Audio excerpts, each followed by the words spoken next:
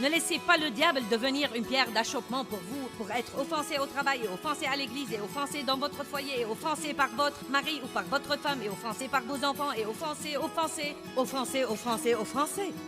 Prenez la décision aujourd'hui de surmonter la colère et le non-pardon et de travailler pour être une bénédiction partout où que vous alliez.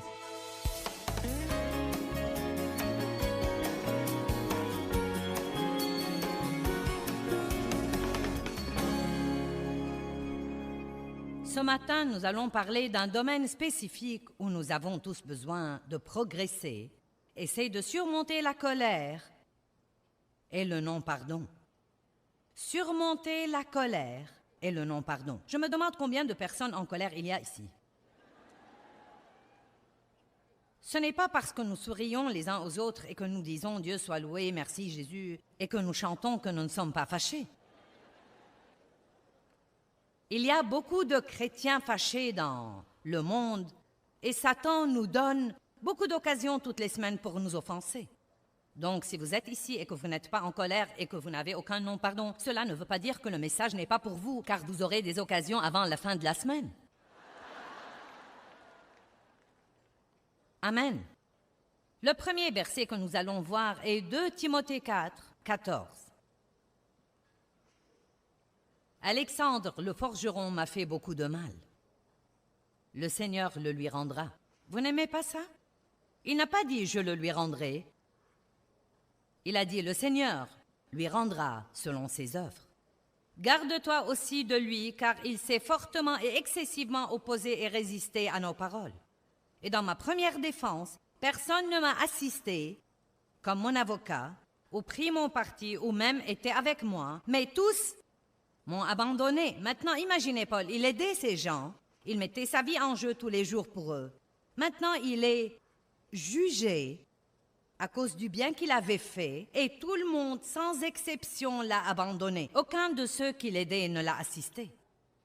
Quelle occasion pour se fâcher! Quelle occasion pour être offensé, pour être amer et plein de ressentiment, pour vouloir se venger! Mais vous savez, une personne, un homme ou une femme de Dieu qui a l'intention de suivre Dieu et de marcher dans la puissance, sait qu'il ne faut pas laisser ça arriver, car la vérité est que, même s'il était fâché contre eux, ça ne leur aurait pas fait de mal, ça n'aurait fait de mal qu'à lui. Dieu nous demande de pardonner pour notre bien, car nous ne serons pas libres quand nous sommes pleins de toute cette colère et cette amertume. Et ça ne change vraiment pas l'autre personne. Pourquoi devez-vous être fâché pendant que la personne contre laquelle vous êtes fâché s'amuse bien et se fiche pas mal de ce que vous soyez fâché? Nous sommes plus intelligents que ça. Dites, je suis plus intelligent que ça. Faites attention, je vais relire le verset 16. Dans ma première défense, personne ne m'a assisté comme mon avocat, ou pris mon parti, ou même été avec moi, mais tous m'ont abandonné. Et j'aime ça, qu'il ne leur en soit pas tenu rigueur. J'en suis plus étonnée que vous n'en avez l'air. Seigneur ne tient pas ça contre eux. Moi, j'aurais dit, revaux-leur ça. Eh bien, peut-être pas maintenant, mais il y a quelques années.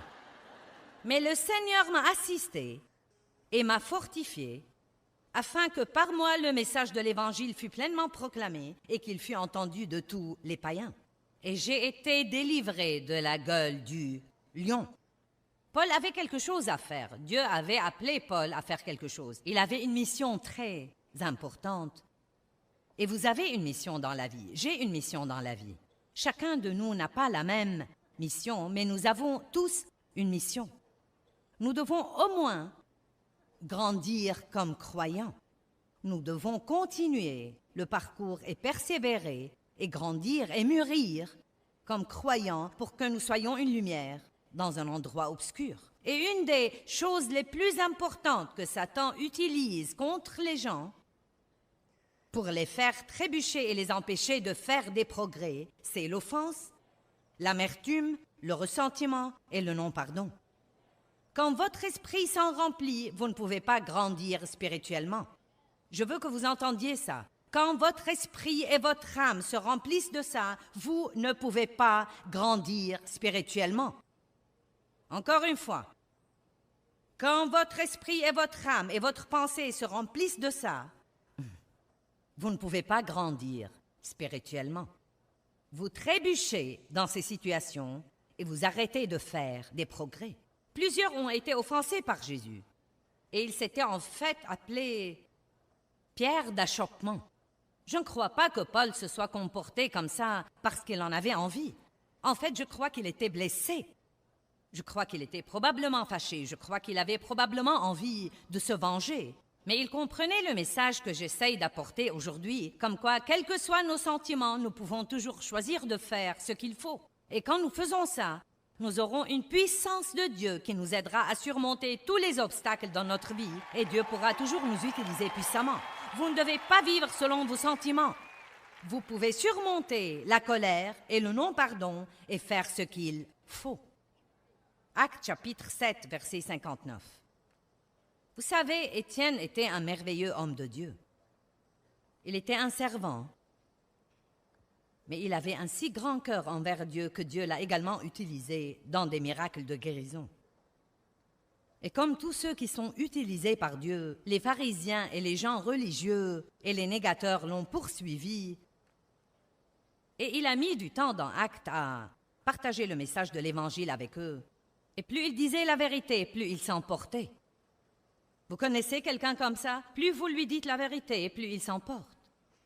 Vous savez pourquoi? Parce que la vérité blesse. Mais seule la vérité nous affranchira. Donc Étienne leur disait la vérité, et plus il disait la vérité, plus il s'emportait. Et ils étaient finalement si furieux qu'ils ont décidé de le lapider.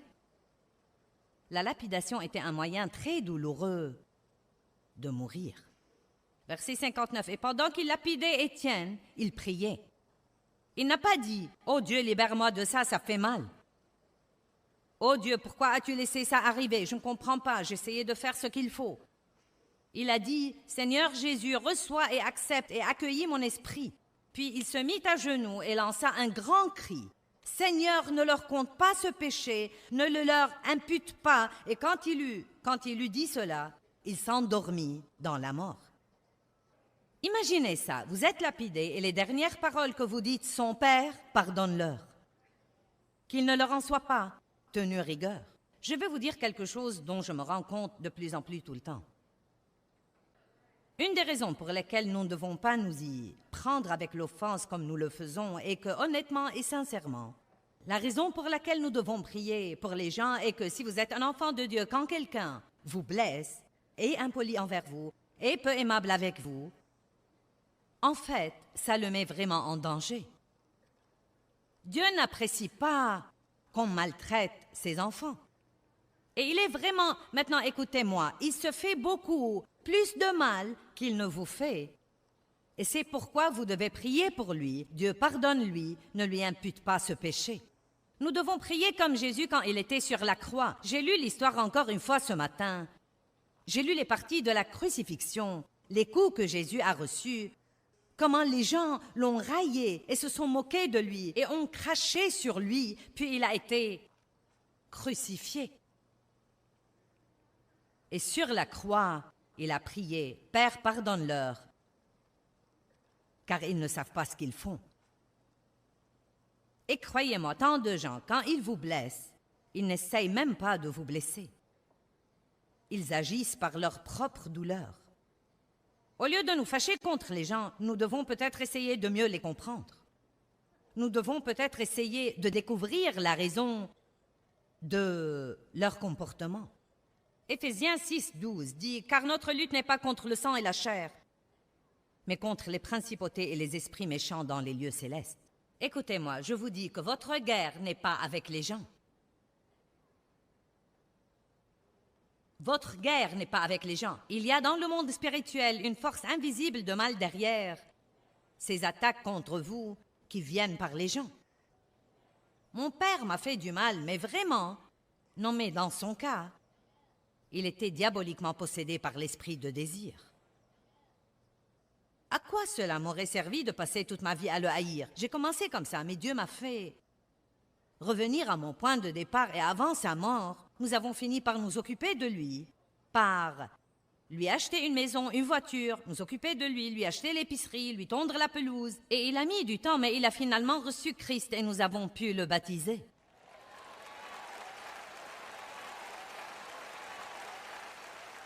Il n'y a rien qui en dise plus long à vos ennemis que de continuer à être pieux avec eux. Mais ne laissez pas les gens vous marcher sur les pieds. Parfois, vous ne pouvez même pas rester dans une relation avec quelqu'un parce qu'il continue à vous blesser et à vous blesser. Mais vous ne devez pas vous fâcher contre lui.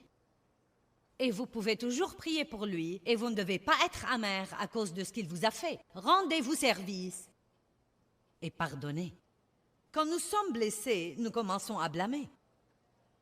C'est très normal, vous voulez blâmer quelqu'un. Mais blâmer là où il ne faut pas blâmer ne fait qu'amplifier votre douleur. Il ne la supprime pas, ni la grille. Donc si vous voulez vous fâcher contre quelqu'un, fâchez-vous contre le diable. Ne vous fâchez pas contre les gens. Mais même quand vous apprenez que le diable est derrière vos problèmes, comment vengez-vous de lui? Vous ne pouvez pas lui flanquer un coup sur la gueule. Vous ne pouvez pas l'étouffer. Vous ne pouvez pas l'étrangler. Même vous fâcher contre lui n'est pas la solution. Je vais vous révéler le plus grand secret dans la Bible. Le moyen de se venger du diable, c'est de faire autant de bien que vous pouvez, tous les jours, à tout le monde, partout où que vous alliez. Cela le rend fou.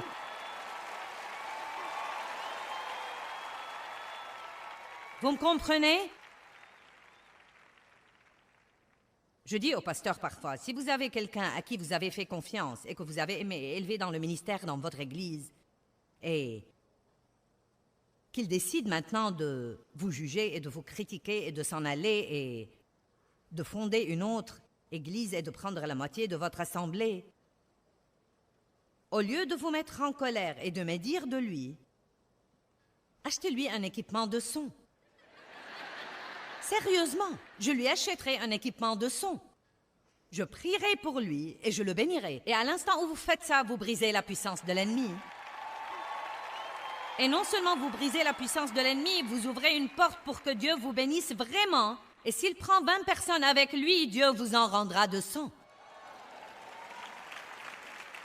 Et pas seulement ça. Ce qu'il y a, c'est que s'il ne se comporte pas correctement, il ne réussira pas de toute façon. Vous ne devez pas le craindre. S'il ne se comporte pas correctement, il ne réussira pas. Il suivra son chemin et sera la même personne malheureuse qu'il était quand il était dans vos rangs. Amen. Priez pour les gens qui vous font du mal. Et quand ils viennent contre vous, ils se font beaucoup plus de mal qu'ils ne vous font. Et nous faisons la même chose. Quand nous blessons les autres et que nous ne les aimons pas, nous nous faisons du mal. Parce que ce n'est pas comme ça que Dieu veut que nous nous comportions. Je crois qu'un des versets les plus puissants dans la Bible est Romains 12, 21. Je voudrais que nous le regardions.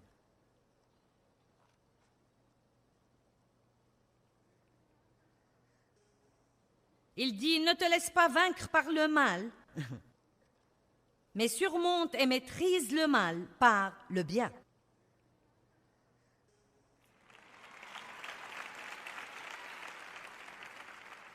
Ne rendez pas l'insulte pour l'insulte, ne rendez pas le mal pour le mal. Mais soyez une bénédiction pour ceux qui vous font du mal, dit la Bible, afin d'hériter vous-même la bénédiction de Dieu. Quand les gens vous font du mal, vous pouvez soit être malheureux, soit être compensé par Dieu. Vous pouvez dire, Dieu, je ne vais pas être amer et plein de ressentiment, je vais m'en remettre à toi, je vais prier pour eux et j'attends ta compensation. Mais c'est ce que nous faisons si souvent. Si quelqu'un nous fait du mal, nous restons pleins de ressentiment. Si nous ne pouvons pas nous venger de lui, nous finissons à cause de la misère dans notre âme par nous en prendre à d'autres personnes qui n'ont rien à voir avec ça.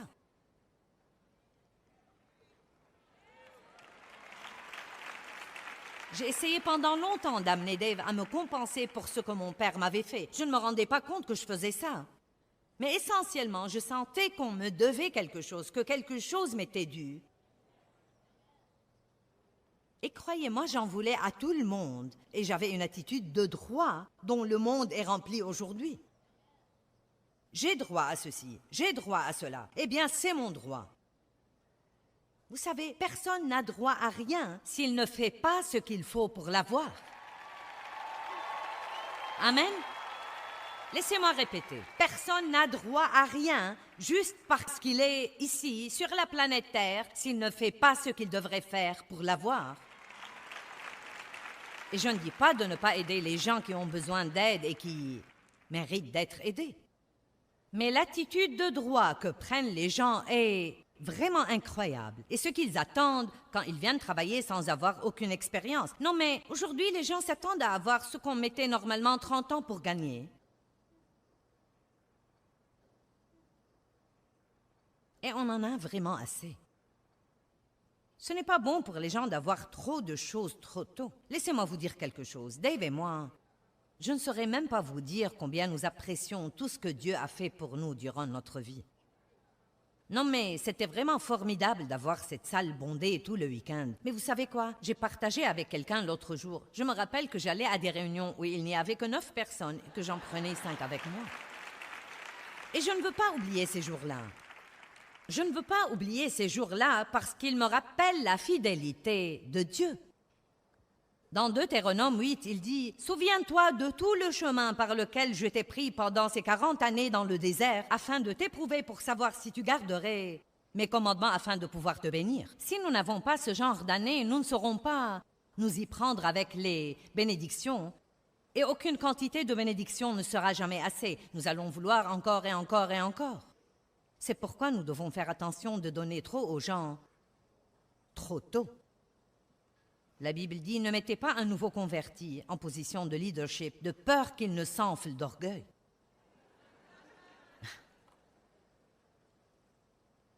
J'ai fait des choses stupides dans l'orgueil dans ma vie, et vous? Regardons Galates 6:10. C'était un verset qui m'a vraiment changé la vie. Quand quelqu'un vous blesse, vous pouvez soit rester assis à penser à ce qu'il vous a fait et être de plus en plus fâché, soit faire ce que dit ce verset. Ainsi donc, pendant que nous en avons l'occasion, pratiquons le bien moralement envers tous, non seulement en étant utiles ou profitables pour eux, mais encore en faisant ce qui est pour leur bien spirituel. J'aime la partie qui suit. Songez à. Qu'est-ce qui devrait remplir votre pensée? Ce que les gens vous ont fait? Non. Songez à être une bénédiction. Surtout à ceux de la maison de la foi. Je me demande combien de personnes dans cette salle ont pris un peu de temps ce matin avec Dieu et ont dit « Seigneur, montre-moi quelqu'un à qui je peux être une bénédiction. Quelqu'un que je peux aider aujourd'hui. » Combien d'entre vous avez préparé vos cœurs et vos pensées avant de sortir de votre maison, comme quoi vous êtes un serviteur de Dieu et que vous voulez guetter les besoins et que vous voulez guetter les gens qui ont besoin d'être encouragés? Ou bien vous ne pensez qu'à vous-même et à ce que tout le monde vous a fait? Je sais que la raison pour laquelle tant de gens dans la société sont malheureux aujourd'hui est l'égoïsme et l'égocentrisme. Vous ne pouvez pas être égoïste et heureux, et ce sont des choses que vous devez faire exprès. Être furieux à cause de ce que le diable nous a fait ne nous venge pas de lui, mais être bon envers autant de personnes que possible est en réalité un tourment pour lui. Si vous voulez tourmenter le diable, je crois qu'après tout ce qu'il m'a fait dans mon enfance, que chaque fois que je me lève et que j'ouvre la bouche dans une de ces réunions, ça le tourmente absolument. Ça le tourmente. Ça le tourmente quand nous donnons à manger à ses enfants tous les jours et nous faisons les choses que Dieu nous a donné l'occasion de faire. Qui comprend ce que je dis? Comme quoi vous pouvez vous apitoyer sur votre sort et être plein de ressentiment et dire à tout le monde ce que les gens vous ont fait. Vous pouvez raconter votre histoire dès maintenant jusqu'au jour où Jésus reviendra. Mais ça vous rendra de plus en plus malheureux. Ça ne portera aucun bon fruit. Ou bien vous pouvez vous venger de la personne dont vous devez vraiment vous venger, et c'est le diable, et vous faites ça en étant bon envers autant de gens que vous pouvez. Vous comprenez ça? Vous savez, je télécharge sur vous, en 1 heure ici, ce que j'ai mis 25 ans à apprendre.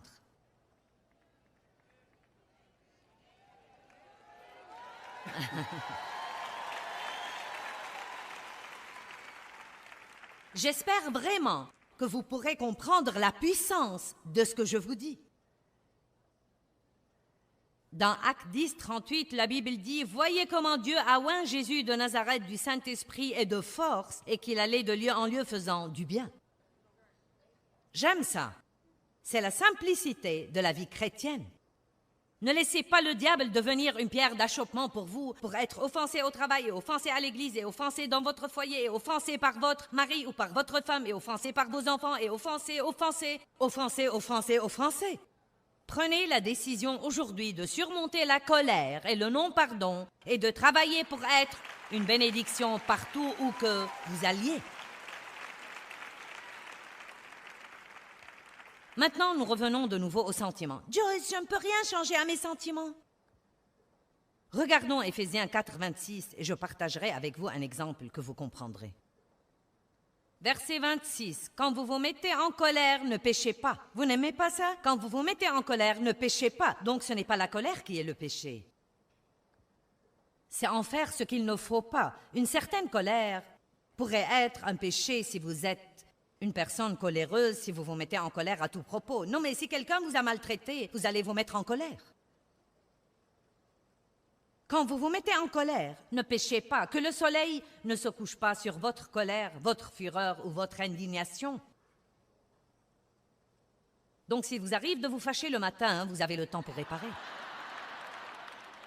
Mais si ça arrive 30 minutes avant d'aller vous coucher, c'est dur.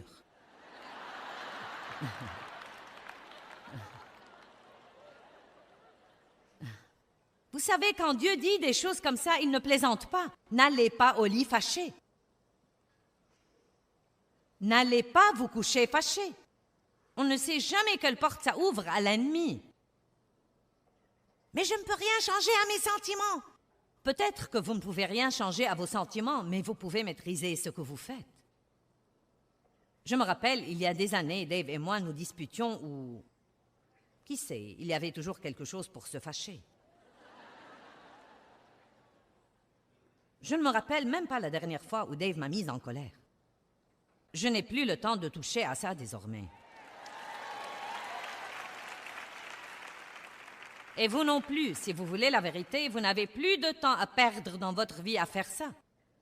Combien d'entre vous ont perdu leur temps à être fâchés? Est-ce que ça vous a fait du bien? Est-ce que ça vous a fait un petit peu de bien? Ça n'a pas changé votre ennemi non plus. Bon, donc je peux me rappeler que quand je m'allongeais sur mon lit, fâché, non mais très fâché. Et Dave commençait déjà à s'assoupir. Vous savez que Dave... Et cela me rendait plus fâché. Et je dormais sur le bord du matelas parce que je ne voulais surtout pas le toucher. Eh bien, ne me touche pas. Et s'il avait toute la couverture, je gelais. Parce que je ne voulais pas lui demander la couverture. Laissez-moi vous poser cette question. Il dormait, il avait de doux rêves, et j'avais froid et j'étais malheureuse. Maintenant, qui était le plus intelligent? Et voici ce que j'ai découvert quand j'ai commencé à apprendre de maîtriser mes émotions et de ne pas laisser ces choses me maîtriser. Même pendant que j'étais toujours fâchée, je pouvais choisir, que tout le monde dise « je peux choisir ». Je pouvais choisir de me retourner et l'étreindre de son dos.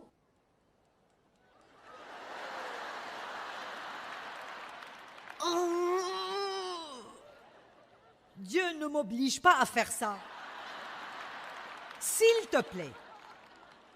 Mais vous savez, quand je le faisais, je me sentais tellement libérée. Vous vous sentez tellement libéré quand vous faites ce qu'il faut. Eh bien, je prie que l'émission d'aujourd'hui vous motivera à surmonter la colère et le non-pardon. Il est temps de récupérer votre vie. Rappelez-vous que le non-pardon vous fera toujours plus de mal qu'il ne fera aux autres.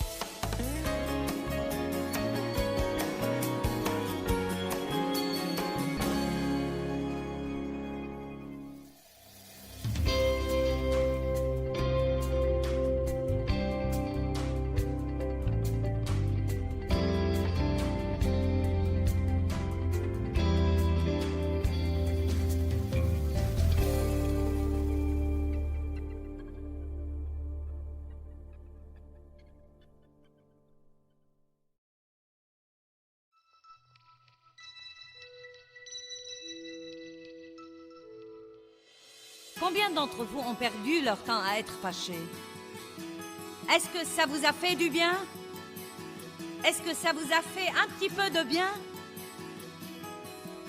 Ça n'a pas changé votre ennemi non plus.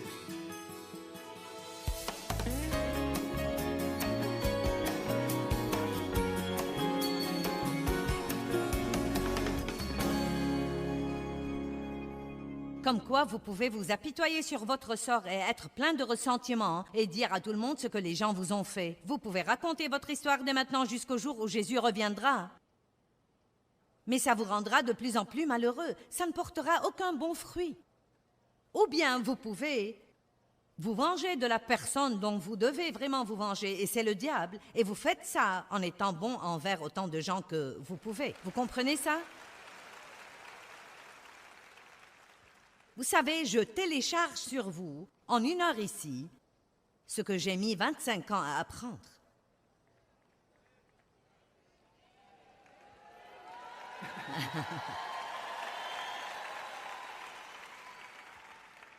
J'espère vraiment que vous pourrez comprendre la puissance de ce que je vous dis. Dans Actes 10, 38, la Bible dit « Voyez comment Dieu a oint Jésus de Nazareth du Saint-Esprit et de force, et qu'il allait de lieu en lieu faisant du bien. » J'aime ça. C'est la simplicité de la vie chrétienne. Ne laissez pas le diable devenir une pierre d'achoppement pour vous, pour être offensé au travail, et offensé à l'église, et offensé dans votre foyer, et offensé par votre mari ou par votre femme, et offensé par vos enfants, et offensé. Prenez la décision aujourd'hui de surmonter la colère et le non-pardon et de travailler pour être une bénédiction partout où que vous alliez. Maintenant, nous revenons de nouveau aux sentiments. Joyce, je ne peux rien changer à mes sentiments. Regardons Éphésiens 4, 26 et je partagerai avec vous un exemple que vous comprendrez. Verset 26. Quand vous vous mettez en colère, ne péchez pas. Vous n'aimez pas ça? Quand vous vous mettez en colère, ne péchez pas. Donc ce n'est pas la colère qui est le péché. C'est en faire ce qu'il ne faut pas. Une certaine colère pourrait être un péché si vous êtes une personne coléreuse, si vous vous mettez en colère à tout propos. Non, mais si quelqu'un vous a maltraité, vous allez vous mettre en colère. Quand vous vous mettez en colère, ne péchez pas, que le soleil ne se couche pas sur votre colère, votre fureur ou votre indignation. Donc, s'il vous arrive de vous fâcher le matin, vous avez le temps pour réparer. Mais si ça arrive 30 minutes avant d'aller vous coucher, c'est dur.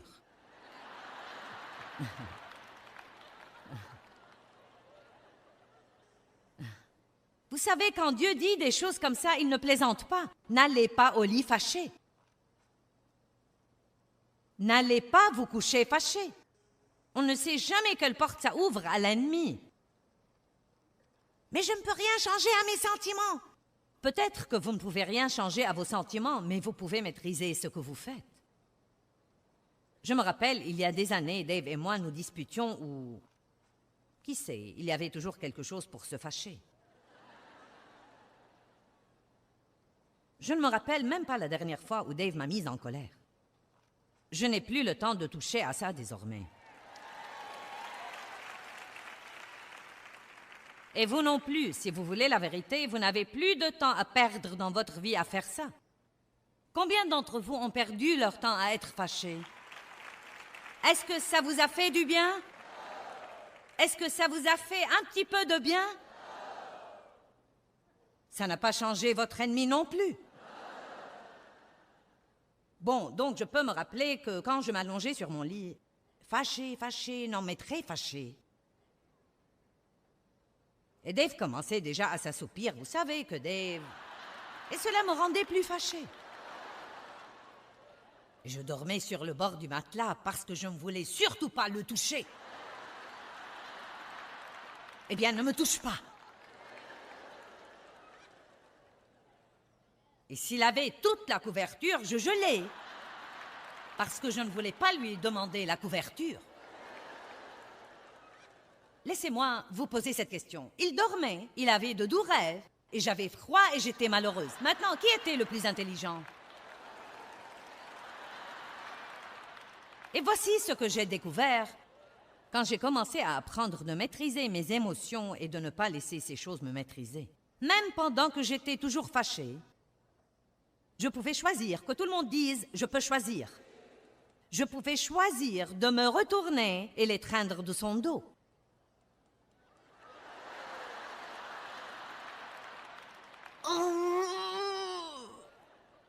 Dieu ne m'oblige pas à faire ça.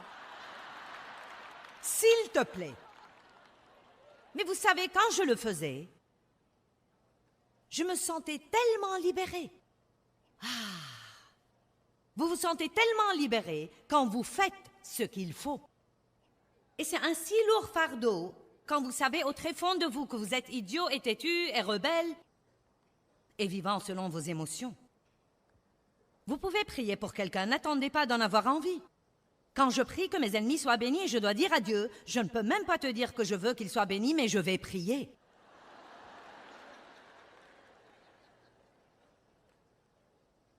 Parce qu'il y a une partie de moi qui veut qu'ils soient bénis et l'autre non. La chair et l'esprit. Mais je me suis résolue, je me suis décidée. Colossiens 3 dit, décidez-vous et restez décidés. Je pense à écrire un livre intitulé « Décidez et ne changez pas d'avis ».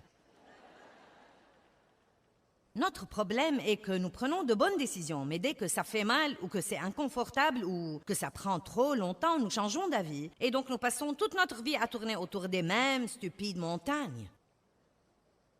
Amen? Pourquoi? Parce que quand la pression vient, nous ne résistons pas à la pression. Quand vous vous mettez en colère, ne péchez pas. Que le soleil ne se couche pas sur votre colère, votre exaspération. Verset 27, ne donnez pas une telle place ou accès au diable. Ne lui donnez pas ce genre d'occasion. Quand vous restez fâché, quand je reste fâché, tout ce que nous faisons,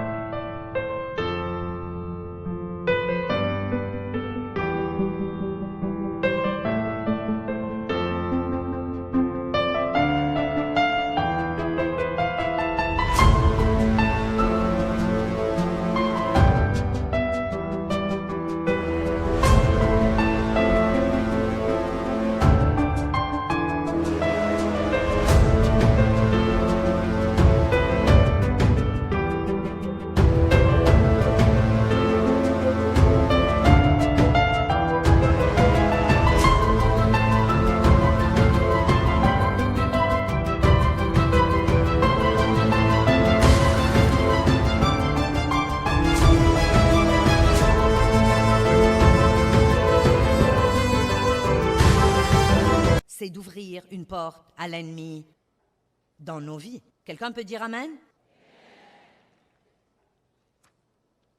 Dans Proverbe 29, 11, la Bible dit « L'insensé sûr de lui donne libre cours à toute sa colère, mais le sage la retient et la contient. » Nous ne pouvons donc pas agir par colère. D'autre part, vous ne devez pas réprimer votre colère. Apprenez à y faire face comme il faut. C'est pourquoi la première chose à faire, c'est d'en parler à Dieu. Dieu, je suis en colère, c'est vraiment blessant. Mais Dieu, je me fie à toi pour t'occuper de cette situation.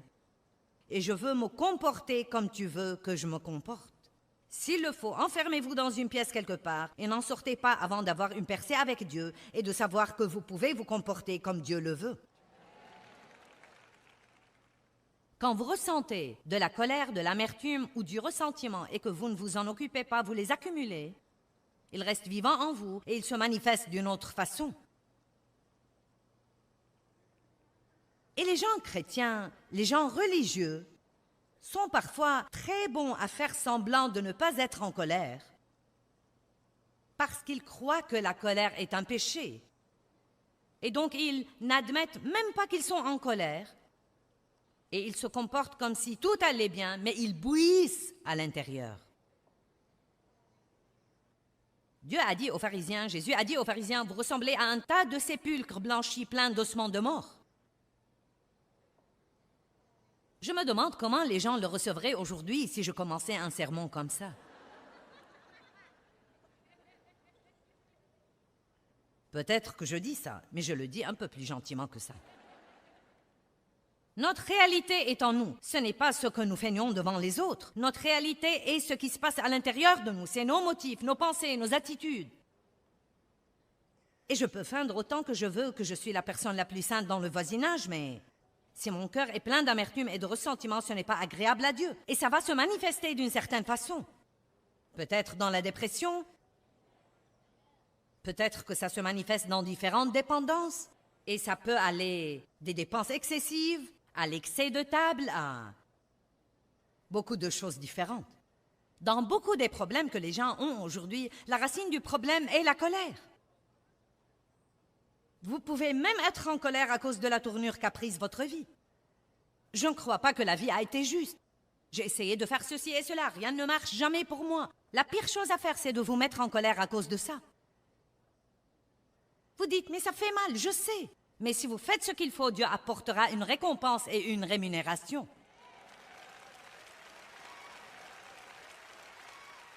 C'est pourquoi je faisais de gros efforts pour vous faire comprendre hier soir que Dieu récompense ceux qui le recherchent diligemment. Vous avez écouté de bons trucs ce week-end, et si vous les mettez en pratique, vous aurez alors une récompense incessamment. Mettons la parole en pratique et ne l'écoutons pas seulement. Certains de vous doivent abandonner l'amertume et le ressentiment ici aujourd'hui. Vous devez les laisser tomber, les abandonner, vous devez les laisser aller et vous devez prier pour les gens contre lesquels vous étiez fâchés et vous devez arrêter de médire d'eux. Oh, j'ai touché à une zone sensible. Plus vous en parlez et plus vous y pensez. Vous y pensez et vous en parlez et vous y pensez. Plus vous allez rester excité. C'est pourquoi les gens ne peuvent pas surmonter leurs maux et leurs blessures parce qu'ils ne se taisent jamais à leur sujet.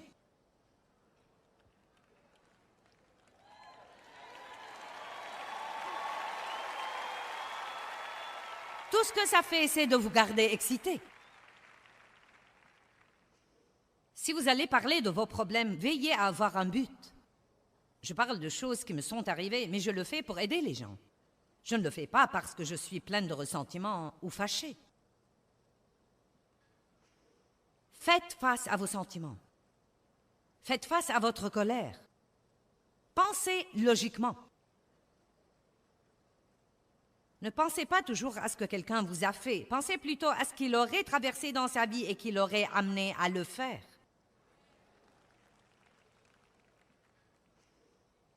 Votre capacité de choisir est ce qui vous met sur pied d'égalité avec toutes les autres personnes.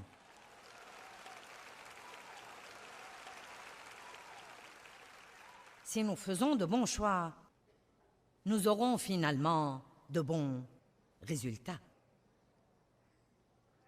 Regardons Matthieu chapitre 5.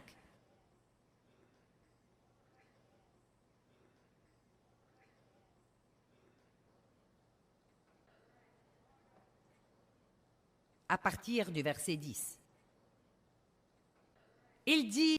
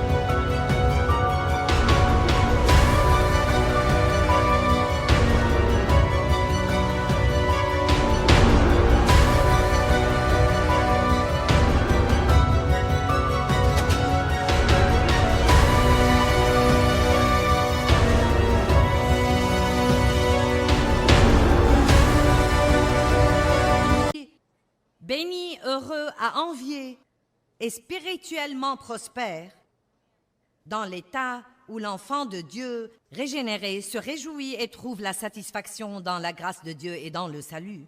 C'est très long, mais il dit essentiellement que vous êtes vraiment bénis, quelles que soient vos conditions extérieures, quand vous êtes persécutés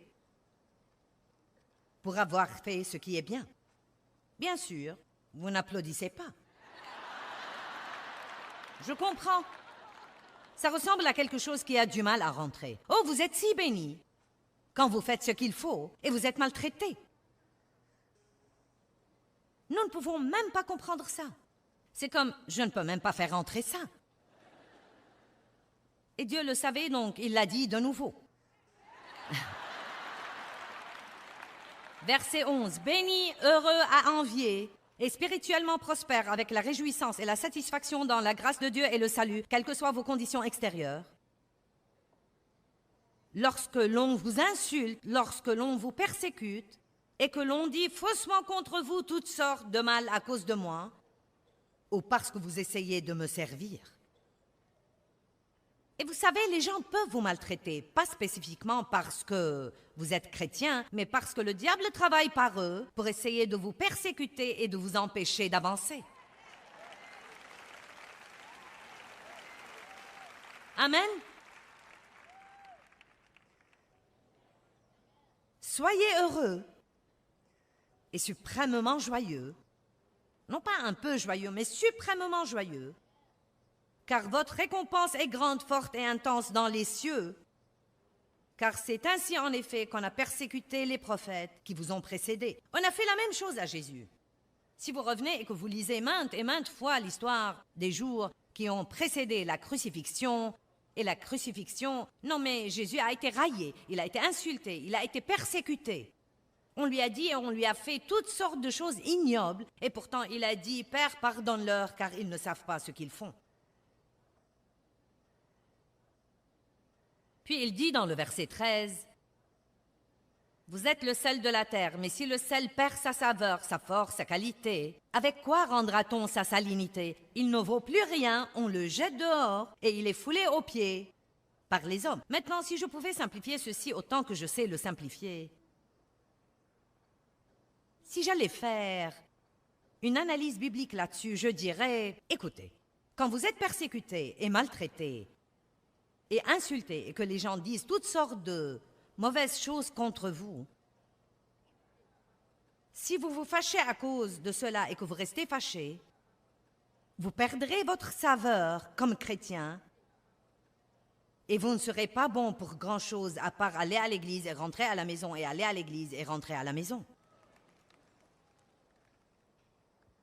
Vous êtes la lumière du monde. Une ville située sur une montagne ne peut être cachée. Et on n'allume pas une lampe pour la mettre sous le boisseau, mais sur le chandelier, et elle éclaire tous ceux qui sont dans la maison. Que votre lumière luise ainsi devant les hommes, afin qu'ils voient votre excellence morale et vos bonnes œuvres dignes d'éloges et nobles, et qu'ils reconnaissent et honorent et louent et glorifient votre Père qui est dans les cieux.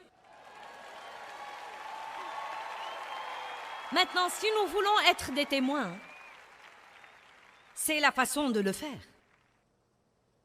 Les gens vous maltraitent? Ne pensez pas à vous-même, pensez à ce qu'ils font à eux-mêmes. Priez pour eux. Demandez à Dieu de ne pas leur en tenir rigueur, mais de leur montrer la vérité, de leur ouvrir les yeux, de sauver leurs âmes perdues. Ne dites pas des choses désobligeantes sur leur compte aux autres personnes. Priez pour eux, et quand Dieu vous en donne l'occasion, soyez une bénédiction pour eux, et cela les achèvera absolument. Ils ne sauront pas quoi faire de vous, et cela peut en fait les amener finalement à recevoir Christ comme leur seul sauveur.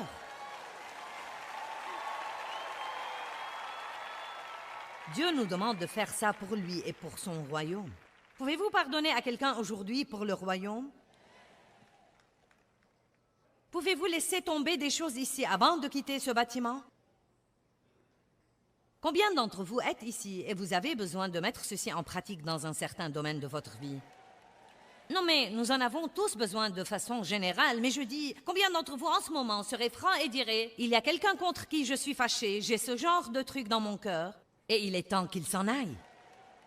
Maintenant, je ne vous demanderai pas de regarder autour de vous parce que je ne veux embarrasser personne, mais c'était 80% de la foule. Et voilà le problème, ce n'est pas rare. Je pourrais aller prêcher ce message n'importe où et obtenir le même résultat. C'est ce qui ne va pas. C'est pourquoi nous n'avons aucune puissance. C'est pourquoi le monde n'est pas impressionné par les chrétiens. Il va falloir plus d'un autocollant et d'une croix accrochée à votre cou. Nous devons avoir du fruit. Nous devons laisser notre lumière luire. Et la première chose que nous devons faire, c'est de commencer par dire que la chose la plus importante est l'amour.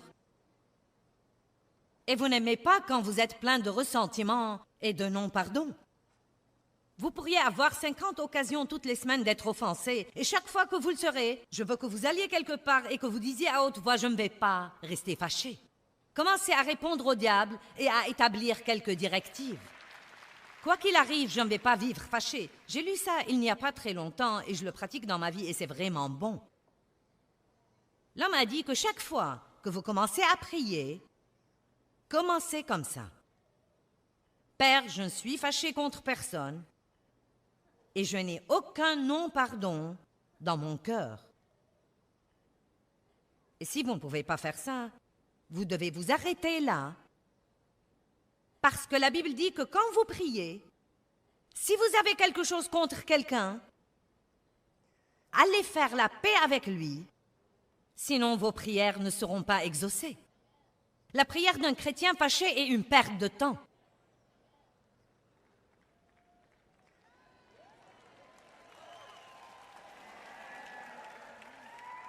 Eh bien, je ne comprends pas pourquoi Dieu ne répond pas à mes prières.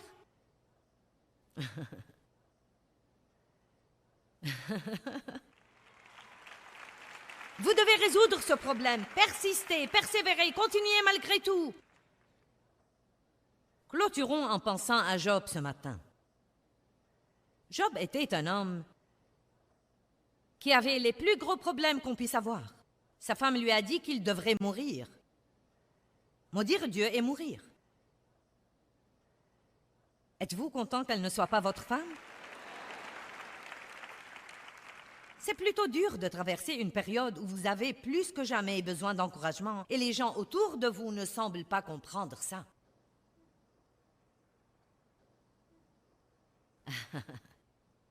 Eh bien, vous ne savez pas ce que je ressens. Non, ils ne savent pas. Ils sont absorbés dans leurs problèmes, souhaitant que quelqu'un sache ce qu'ils ressentent. Vous ne savez pas ce que je ressens. Eh bien, même quand les gens ne savent pas, il y a une personne qui sait toujours, et c'est Dieu.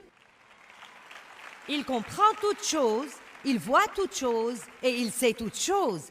Il recueille nos larmes dans son outre. Dieu sait, il voit et il prend ça à cœur. Amen. Job était... Ses amis n'ont rien fait à part le critiquer. Pendant qu'il faisait cela, la Bible nous dit clairement qu'avant ce temps-là, avant cette grande épreuve qu'il a endurée, il avait entendu parler de Dieu, mais à la fin, il a dit « Mais maintenant, mon œil t'a vu. » Vous savez, quand vous commencez à connaître Dieu, dans vos périodes difficiles, pas dans vos bons moments, quand vous n'avez personne d'autre que Dieu, quand personne ne peut vous aider sauf Dieu. Ne méprisez pas ces jours-là, ils sont si précieux pour vous. Je sais que Dieu peut changer une vie. Je sais qu'il prend la tragédie et la transforme en triomphe. Je sais que nous ne devons pas être des victimes pour toujours. Je le sais parce que je l'ai expérimenté. Mais je n'aurais pas eu cette expérience si je n'avais pas persisté et persévéré. Je crois que quand je prêche quelque chose, il y a une onction pour faire que ça se produise dans la vie des auditeurs. Et donc, je crois qu'il y a une onction qui vient sur vous et qui vient sur les gens qui nous regardent à la télévision, qui va faire que ça se produise dans notre vie. Je crois vraiment que ce que nous prêchons, les paroles sont ointes. Vous n'êtes pas venu ici aujourd'hui parce que vous avez voulu voir la dame de la télévision. Dieu avait une parole pour vous. Comme quoi, il est temps de surmonter la colère. Et donc, dans Job 42, 8 jusqu'à 10, je crois que pour avoir l'effet escompté, nous devrions prendre le temps de lire à nouveau la douleur dans la vie de Job.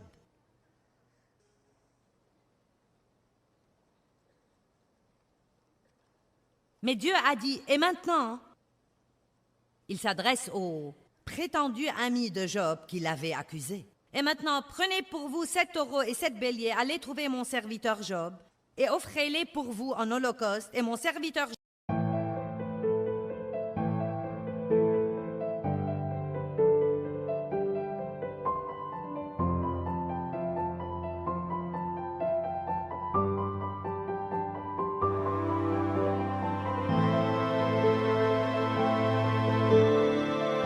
Job priera pour vous, et ce n'est que par égard pour lui que je ne vous traiterai pas selon votre folie.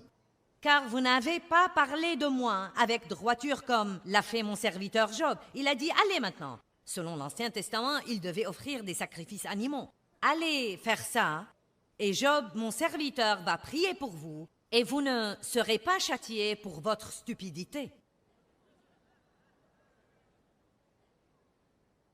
Verset 9. Et Éliphaz le Thémanite, et Bildad le Shukite, et Tsophar le Namatite. Bon sang, je suis contente d'avoir des noms différents aujourd'hui. S'en furent exécutés l'ordre du Seigneur. Vous devez comprendre ceci. Et le Seigneur accepta la prière de Job. Maintenant, êtes-vous prêts pour la finale? Et, après que Job ait prié pour ses ennemis qu'il avait ignoblement maltraités, et le Seigneur rétablit les affaires de Job et restitua sa fortune quand il eut prié pour ses amis. Et le Seigneur porta au double tous les biens de Job. Eh bien, je prie que l'émission d'aujourd'hui vous motivera à surmonter la colère et le non-pardon. Il est temps de récupérer votre vie.